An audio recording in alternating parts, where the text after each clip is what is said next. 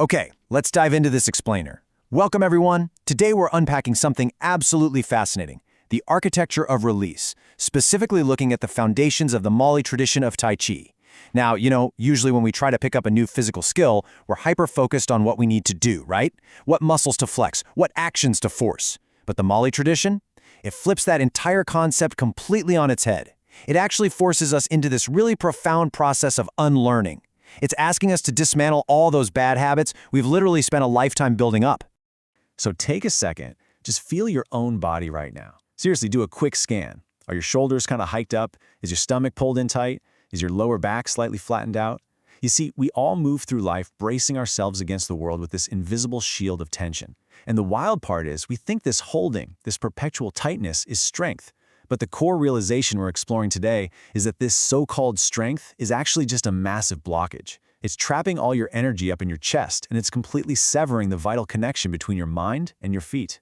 Now, what's really interesting about this is how all the pieces fit together.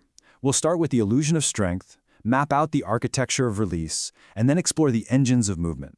After that, we'll trace a lineage of masters, and finally, look at how to genuinely transform your body and mind. Section 1. The Illusion of Strength, where we tackle unlearning the brace. So when students first attempt the famous 108 moves set in the Muay style, their first instinct is almost always to just muscle their way through it. And that creates what we call the shield of tension. A tight abdomen and a flat lumbar spine trap your chi and leave you totally disconnected from the ground. This practice doesn't kick off with doing. It really begins with profound unlearning. True structural stability means realizing, and this is a huge paradigm shift, that you do not need to hold yourself up. Your muscles don't need to do that heavy lifting. Instead, you align your bones and just let the ground support you. Your weight simply sinks to the floor. Moving right along to Section 2, the architecture of release, the biomechanics of letting go. To really grasp this architecture, we have to slow down, drop our center of gravity, and look closely at the internal mechanics of how the body actually sinks. It all starts with the dantian, your body's center point. Instead of sucking your belly in like we're always taught, you have to let it completely soften and drop. Imagine your physical weight dripping down like thick, warm honey into your pelvic bowl. As that abdominal wall releases, your body shifts from being empty and top-heavy to being truly substantial. Your center of gravity drops from your ribs all the way down into your heels. You're no longer just leaning on the earth, you are finally rooted to it. Okay, but as that weight settles downward, it hits a crucial intersection, the quad. These are the creases right where your thighs meet your pelvis. In this tradition, the quad act as the hinges for your entire body. If you clamp them shut, your movement gets super brittle and stiff. But by consciously melting those creases, your pelvis transforms into this supportive cradle for your spine to ride on. And here's a super fascinating physical detail. When you open the quad, the lateral lines, basically the sides of your torso, are finally allowed to stretch out. They take over the weight that was previously being carried by your tense shoulders. This is literally why beginners often get those mysterious achy ribs. It's just the muscles on the sides of your torso waking up and finally doing their actual job. And this brilliantly illustrates the core paradox of the whole practice, known as the two forces. While you're melting your quad and sinking your weight deep into the ground, the crown of your head, a point called the baihui, is simultaneously pulling upward toward the sky. Think of it like this. Imagine your spine as a bowstring being drawn taut from both ends. You're grounding down and suspending up at the exact same time. It's incredible. Section 3. The Engines of Movement. Let's look at the Danyu and the Toryu. So how do we take this static structure and turn it into dynamic power? Well, we do it through very specific tendon-changing exercises that actually come from the ancient Xing Yi Quan tradition. Let's look at the Danyu, which translates to stretching or pounding the spine. Going down is not just a standard gym squat, it is a very specific physical algebra. First off, you relax the toes and ankles. Then relax the knees. Next, the hips. And finally, let the tailbone just drop. You make the back convex and the front concave.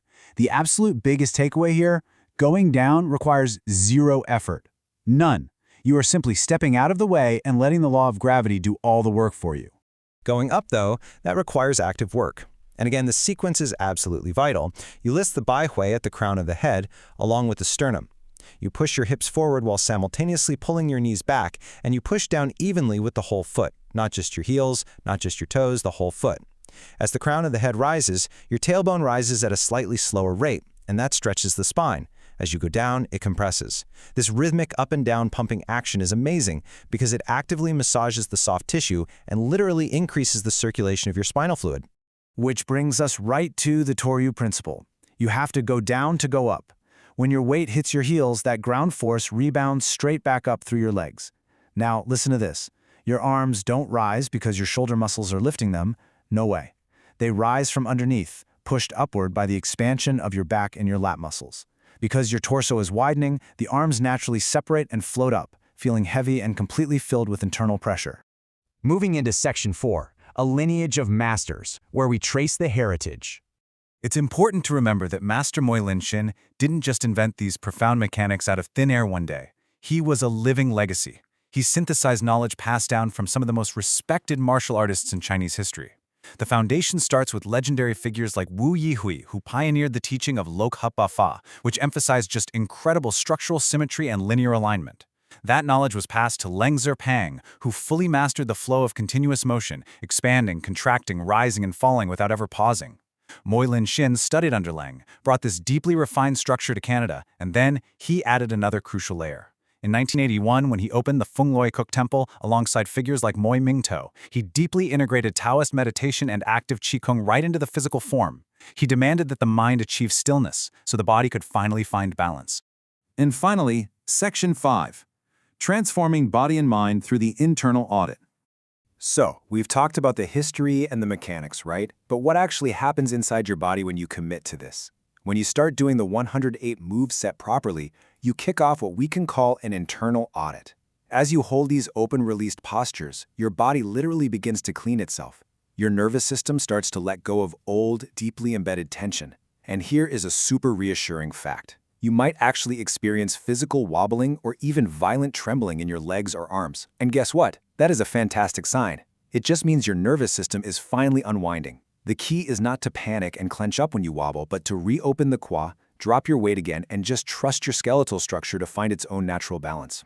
So the crucial point is, how do you actually apply this to your day-to-day life? Well, the results scale directly with your practice. If you're just looking for maintenance, practicing once a week is going to give you warmer hands and feet and a much deeper, restful sleep. Step it up to improvement, say 2 to 3 times a week, and you'll start noticing sharper mental focus, more energy, and way more flexible joints. But if you're aiming for true recovery, daily practice initiates real, natural rejuvenation. Why? Because this continuous, alternating stretching and relaxing acts exactly like an internal pump. It squeezes blood from the veins right back to the heart and lets it flow unimpeded through those looser joints. It's a literal whole-body healing mechanism. I really want to pause on this incredibly profound quote from Mr. Young, who is Moi's own Qigong teacher. He said, "Internal martial arts work from the outside of the body in, whereas Qigong works from the inside of the body out."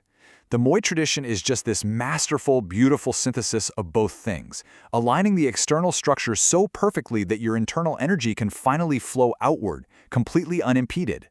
We've covered so much today, from the biomechanics to the history, down to the profound physical changes this practice offers.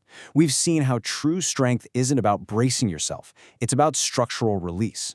So, as we wrap up this explainer, I want to leave you with one final question to ponder. Are you finally ready to let go of your shield?